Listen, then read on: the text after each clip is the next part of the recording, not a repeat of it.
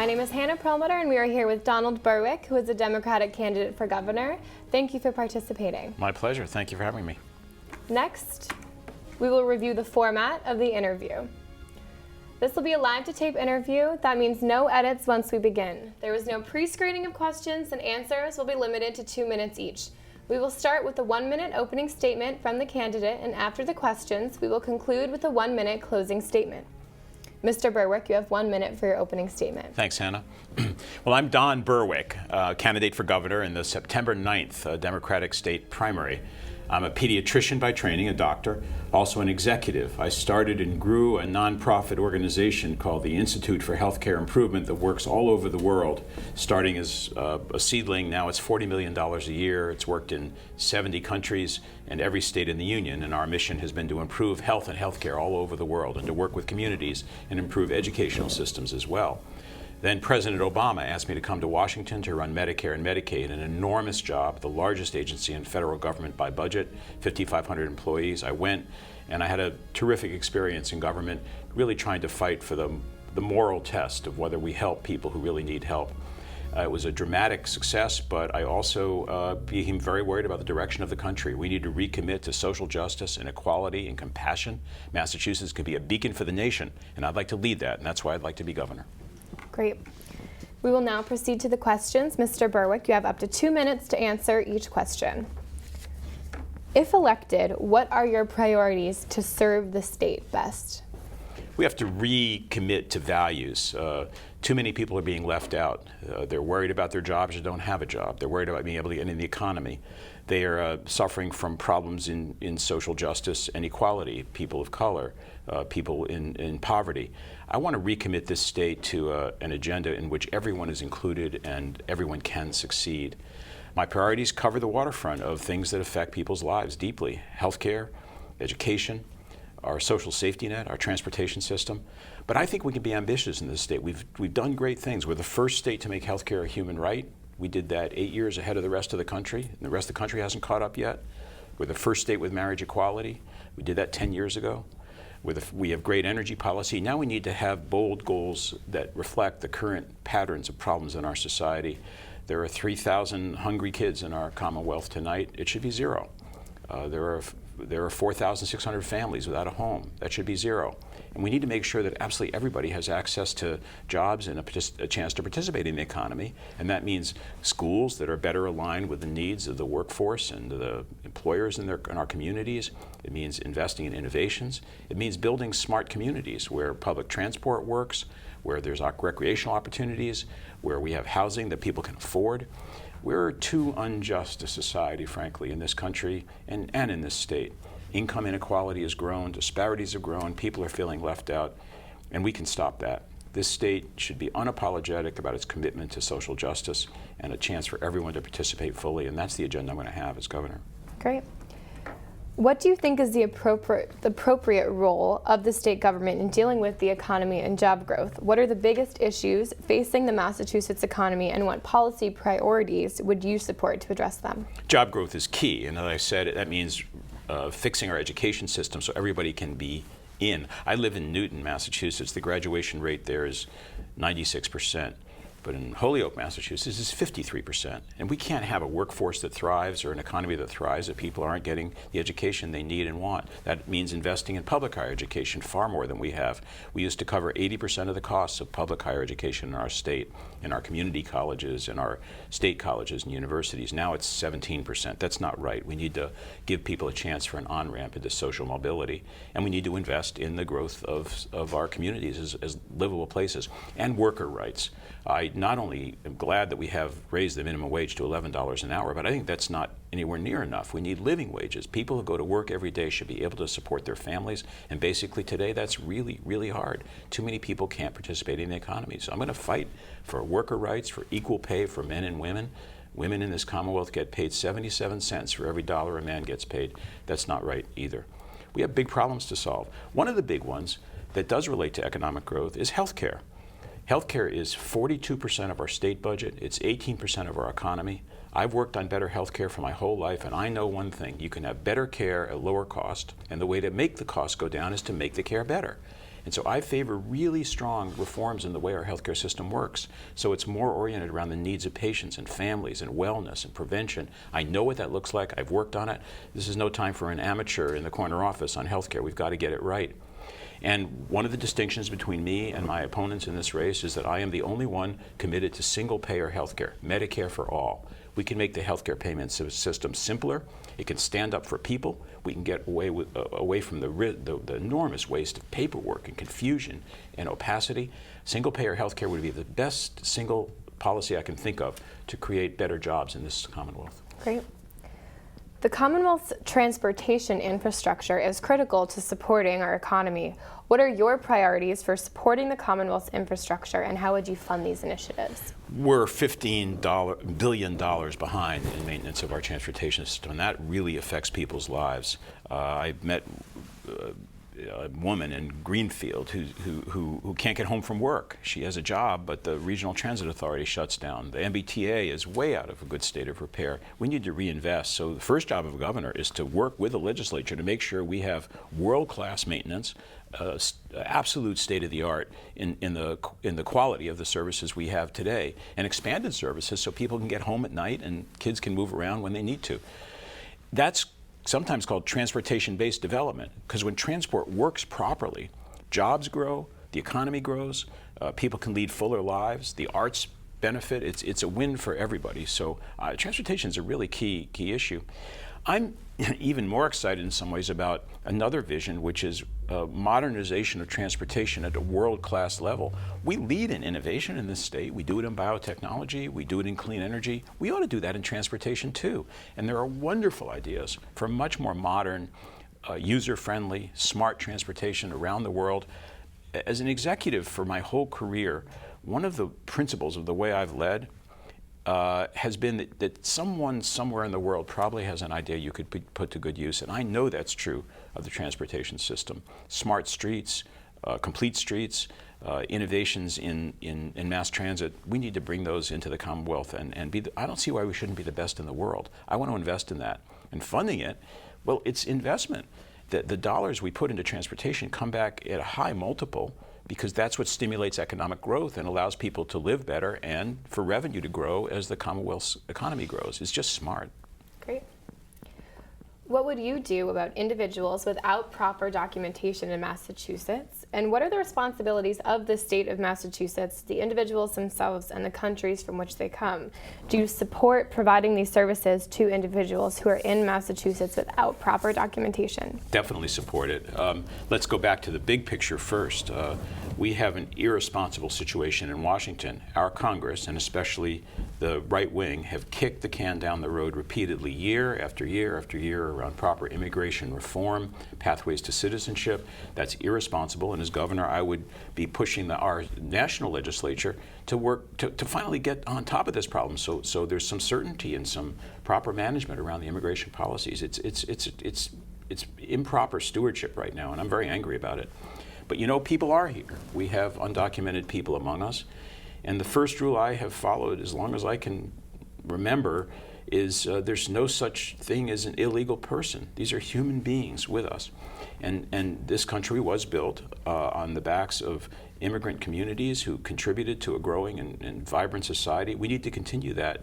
To exclude undocumented people from ability to participate in society is a mistake. The so-called Secure Communities Act, which creates fear and hiding and real suffering, it's wrong. I totally favor the Trust Act, which was sponsored by one of my endorsers, Senator Jamie Eldridge, to make it more feasible for people to be here and participate in communities. I think the undocumented people here should have driver's licenses. Their kids should have access to in-state tuition. The underground economy, which exploits them, in which unscrupulous contractors hire these people, put them to work, and then don't pay them a nickel and ask them where their papers are, that's got to stop. We've got to shut that down. These are human beings. And I guess as a doctor, as someone who grew up in a small town where you always help each other, as someone who believes deeply in a community in which we're invested in each other, I can't walk past a person in need. And if these people need help, they get help. Great. What roles and responsibilities do federal, state, and local entities have in addressing energy policy? Are there circumstances in which federal policy should supersede state and local concerns? well, sometimes by law, federal policy does supersede state concerns. That's a legal matter. But overall, what an opportunity for this state. We can lead the nation as an example of progress toward the energy future we all want, free of fossil fuels, totally focused on stewardship of the planet while we meet our needs with energy at proper cost and high reliability. There are three parts to an energy policy that I would have. One is to emphasize the most important part of energy use, which is not to use energy in the first place. Conservation and energy efficiency. The best approach to energy is not to have to burn anything. So insulating our homes, a smart grid, energy efficient appliances, electric vehicles, things we can do, and we can lead in the world on making our energy use much more efficient, energy efficiency and conservation. That's one. Second is clean energy, and that's basically solar, wind, and hydroelectric power. Solar we're done pretty well on. Our governor there were 4 megawatts of solar power when he came into office, when Deval Patrick came into office. Now we have over 450 megawatts. We're headed for 1.6 gigawatts. That's a lot. And I want to push solar energy really hard. Hydroelectric power we don't have here. We have to bring it down from Canada. We have to fight for the transmission lines that eventually are going to bring us some hydroelectric power. That's clean. And then there is wind. And if you're progressive on energy policy, you have to be pro-wind. We have 5 gigawatts of wind power offshore. Offshore wind ought to be developed. With respect to fossil fuels, my aim is get off them as fast as we can. We are going to be dependent on them for a while now. I'm very glad that our coal and oil plants, Braden Point and Mount Tom and Salem Harbor, are closing. Those are very bad for health and wellness. We're going to be dependent on gas for a while, but we should be very prudent about our use of natural gas and not become too dependent on it. Get off fossil fuels as fast as we can. Yep. So what role does the state have in reducing the achievement gap? And if you do think that the state has a role, what policy priorities would you support to reduce the achievement gap? The inequities in our public school system and the achievement gap is a major threat to the vitality of our economy. The MBAE, the Business Association for Education, did a survey of employers saying what's their biggest problems in growth and the health of their companies. And 2 out of 3 of them said the biggest one was the skills gap, that people are not coming out of school with enough of the skills needed in this economy. We really need to focus on that. It's an issue of justice, because you will always find that poorer communities, communities with fewer resources, isolated kids in isolated populations are not doing as well. And that's not because of who they are. That's because we don't have justice in our society.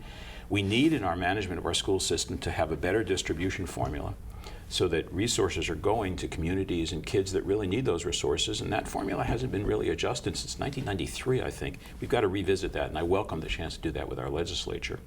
Beyond that, there are a couple of other initiatives that I'd like to take. I would like us to have universal pre-kindergarten, get kids ready for school at ages 3 and 4. I'm a pediatrician. I know what happens when a kid isn't ready for school. It's not good. We can fix that. And public higher education, as I said, we need to invest in. In our elementary and secondary schools, my view is that we've overshot on something here, and that's standardization and standardized testing and teach to the test and high stakes testing. If you visit our schools, you find tremendous amounts of energy and resources going into these testing and compliance regimes. It demoralizes teachers. It's very expensive. There's big for-profit companies make a lot of money at this. We need to return to supporting teachers. Teachers are the solution. They're not the problem. And as governor, I'm going to invest in education policy here, which helps in the growth and development and support and learning of the teacher workforce as the fundamental way to get our education system back where it needs to be. If we support teachers properly to do what they come to work to do, to be proud of their work, education will get better, and that achievement gap is going to close. Great. So do you support changes to the Chapter 70 education funding formula, including changes in the foundation budget? And if you do support changes, what changes would you like to see and why? And if you don't support it, why? I do support changes, as I said earlier. The Chapter 70 and foundation formula calculations are based on old data, old demographics. They don't reflect the needs of our communities today. So the Chapter 70 formula, foundation formula, has to be put back on the table so that we actually make sure, under certain principles, the principles that underlie my campaign, the principles that would underlie how I wish to govern, and that I think infuse the kind of society we all want to see, our principles of equality and compassion and justice. And that means we find the people who are who really need the help, and we make sure that our resources are going there. That's essential in the education system because, as I said, schools that are having trouble, kids that are having trouble, those are going to be in communities that have the least resources. I'm concerned about effectively unfunded mandates as well. Legally, our legislature can't pass an unfunded mandate, but they sort of do, and this puts burdens on communities for transportation, for special needs education, burdens that someone should bear, but I don't think those should be foisted on the communities. If it's important enough for the state to pass a requirement, I think the state should support it. So that's part of the relief I'd like to give. I also think that for all of this, we need to deal with revenue because we will have more to devote to our schools if we find the money in the right places. Healthcare reform is key. At 42% of our state budget, if we had single-payer healthcare, absolutely, we'd be able to move money back into education. I care about that. I think we need to close some tax loopholes and exemptions that are supposed to add jobs or supposed to support the safety net, but don't at all. And we need to dial back on those and make sure that if you say you have a tax exemption and you need it to add jobs, you better add jobs or that money's owed back. And I'm for a fair tax system. I think people at higher levels of income should be paying higher rates of income tax and people at lower levels of income, lower rates of income tax, and I'll fight for that. Great. So can you please give us one example of an issue that you and your opponents agree on, and then 2 examples of issues in which you differ and why your positions best represent the best interests of the Commonwealth? I think all of us agree that we have a society of increasing inequality, and at least rhetorically, we say we want more justice and equity. But I think if you look at what I'm saying compared to my opponents, you're going to find me far bolder and much more precise about what we want to get done. Single-payer health care, the end to hunger and homelessness, fair pay for a fair day's work, in which we really push hard to make sure people who work 40 or 50 hours a week have the money they need to support their families. I want to change our housing policy. We used to have 20,000 housing vouchers to get people into homes. Now we have 4,600 families with no homes. I want to get from the 8,000 vouchers we have now back up to the 20,000 vouchers. You listen to my opponents to see if they have clear goals like that and really are putting a stake in the ground. And one big differentiating point for me is on casinos. I'm the only candidate for governor in this primary that's against casinos and for the casino repeal. And that's because of the data. People are waving their hands and big money is pushing the message that casinos will add jobs, they'll help the Commonwealth. No, they won't. There are 30 states with casinos. We know what casinos do. They kill jobs. They shutter small businesses in their areas. The gambling addiction rises, and those people lose their jobs. The jobs that casinos add are in the end of the story, very not good jobs. They're $20,000 a year below minimum wage, below poverty level jobs. And casinos, they're predators on the poor. The way they work, they selectively try to take the money from the people with the lowest levels of income. I can't countenance that in this state. They'll double the rate of gambling addiction. We already have a problem with mental health services and substance abuse in this Commonwealth, and that's a distinction between me and my candidates. You see, my 2 opponents in the primary, they're insiders. They're inside politicians. They're part of the power structure. I'm not. I'm coming from outside with fresh ideas, bold goals, and executive experience, and I think that I can lead this Commonwealth where it really needs to go. Great. So what strategies would you use for working with members of other parties and with others of opposing views? What experience do you have implementing these strategies? I've always been a bridge builder and a change agent in the arena, say, of healthcare, where I've worked a lot. For example, we worked hard on patient safety. A lot of patients get hurt in healthcare. We set a goal in this country to save 100,000 lives by working with hospitals to reduce injuries to patients in care. That wasn't easy to do. People didn't want to get on board. They didn't think there were problems. It took step-by-step work across many, many boundaries, professional boundaries, boundaries of hierarchy, fear, in order to get people together. And at the end of that day, 18 months after we started that project, there were 3,100 hospitals engaged in making healthcare safer, saving tens of thousands of lives. That's the way I work. I've worked in countries all over the world, in political structures in which you really had to build bridges. I like building bridges. In Washington, it was dreadful the way things are so polarized. People aren't sitting down to talk to each other. They cast aspersions on each other, even if they don't know each other.